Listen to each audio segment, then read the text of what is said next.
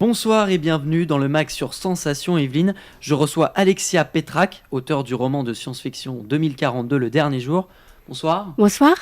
Alors nous parlerons de ce roman qui, je l'espère, va donner envie à nos auditeurs de vous lire. Avant de parler du livre, d'où venez-vous? Qui vous a inspiré? Alors, je suis de Montigny-le-Bretonneux. Qu'est-ce qui m'a inspirée? En fait, c'est parti d'un rêve que j'ai fait de catastrophe naturelle.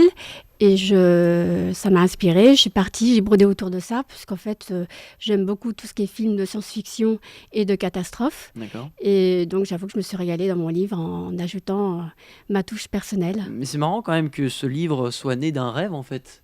Oui. Parce qu'à la base, j'en dis pas plus pour l'instant. La cauchemar, je dirais même, parce que c'est... Qui vous a poussé à écrire? En fait, moi, j'écrivais depuis que j'étais enfant.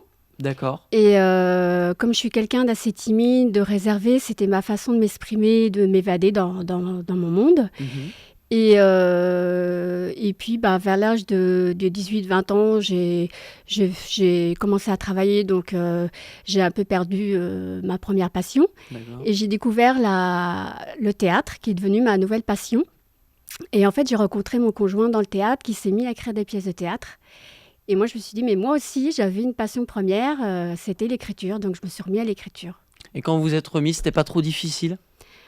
Oui et non, en fait, disons que comme je travaille à côté, c'est vrai qu'il faut trouver le temps. Et puis, en fait, et comme c'est parti, comme je vous disais, d'un cauchemar que j'ai fait de catastrophe, j'ai brodé tout autour et ça m'a inspirée.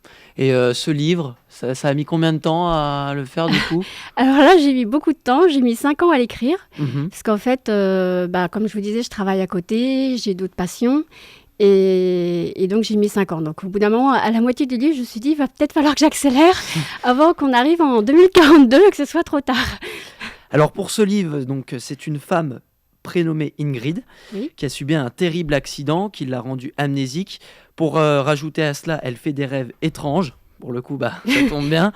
De fin du monde, elle demande de l'aide à une amie psychologue qui lui propose une séance d'hypnose. Et j'ai tout l'impression que cette séance d'hypnose va pas se passer comme prévu. Si je ne me trompe pas. Et alors, ça c'est un résumé. J'attends plutôt un résumé de votre part, du regard de l'auteur. Oui. Pour vous, votre livre, vous le résumez comment? Alors, en fait, c'est une femme qui veut retrouver, parce qu'en fait, à travers cette séance d'hypnose, elle va avoir donc des flashbacks de son passé. Elle va revenir donc en 2042 jusqu'au jour de l'apocalypse. Donc en fait, elle s'aperçoit qu'elle vient du futur et que l'homme avec qui elle se sauve dans ses rêves, en fait, c'est son mari. Donc à partir de là, elle va tout faire pour repartir dans le futur et retrouver son mari et savoir ce qui est devenu le monde. Pour elle, elle n'appartient pas au monde dans lequel elle vit actuellement, puisqu'elle s'aperçoit qu'elle vient du futur, donc elle va tout faire pour repartir dans ce monde-là. En plus, je vous avais j'allais poser la question, qui est ce personnage mystérieux, mais vous avez répondu directement. Voilà. Cette séance d'hypnose, c'est ça qui va déclencher l'histoire? En fait, la séance d'hypnose, ça va lui permettre de retrouver, d'avoir des flashbacks de son passé, et ça va lui donner envie de repartir. Et oui, c'est ce qui déclenche, parce qu'elle se demande pourquoi tous ces rêves qu'elle fait quotidiennement et qui lui semblent familiers, et pourtant qu'elle n'a pas vécu, surtout des rêves de fin du monde où elle se sauve, elle voit Paris qui est détruit. Donc oui, c'est un petit peu ce qui va révéler après l'histoire. Et après, évidemment, c'est une histoire un peu post-apocalyptique. Ça va se passer après la catastrophe. Et j'imagine que quand vous avez écrit ces rêves, vous avez développé à chaque fois l'imaginaire. Oui. Vous avez étendu de plus en plus dans les détails pour monter cette histoire. Oui, tout à fait. Ça a demandé beaucoup de travail. Oui, ça demande beaucoup de travail, beaucoup de recherche aussi. Et puis, ça fait travailler l'imaginaire. Et puis, dès que j'ai une idée, un peu plus loin même dans l'histoire, je l'écris, je prends des notes pour ne pas oublier.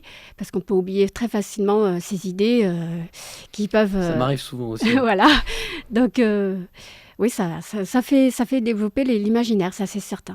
Et pour la séance d'hypnose, vous êtes renseigné avant sur l'hypnose ou pas du tout? Vous avez écrit ça comme ça? J'ai écrit un petit peu ça comme ça, enfin en me renseignant un petit peu sur les sensations, sur les façons de...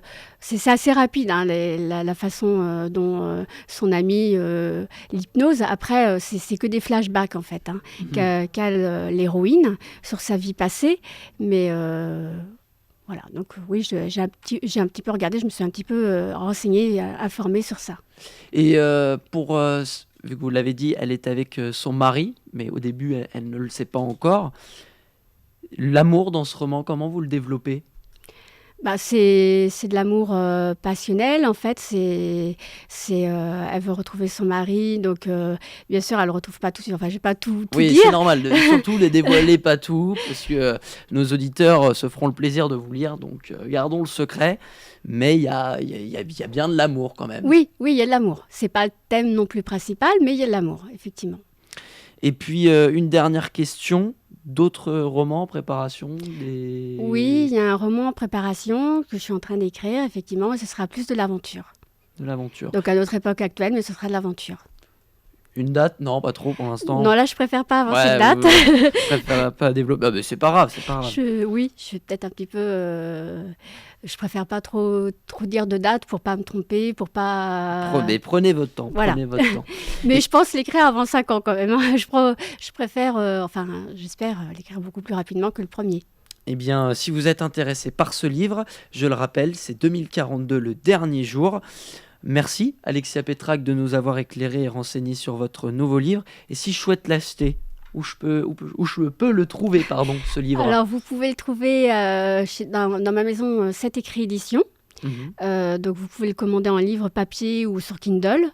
Vous pouvez l'acheter aussi à la Fnac, Amazon. Oui, donc il est quand même bien en vue, quoi. Voilà. On va le trouver facilement. Tout à fait. Mais par contre, aussi à la maison, au pavé du canal, à Montigny-le Bretonneux.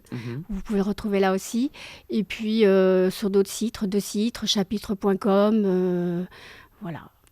À la Fnac, c'est surtout, faudra le commander parce qu'il n'est pas en exemplaire. Dans les Cultura aussi, vous pouvez le commander également. Eh bien, écoutez, 2042, le dernier jour. Et n'oubliez pas, vous pouvez retrouver cette émission en podcast audio et vidéo sur radiosensation.fr. Excellente soirée sur Sensation Yvelines.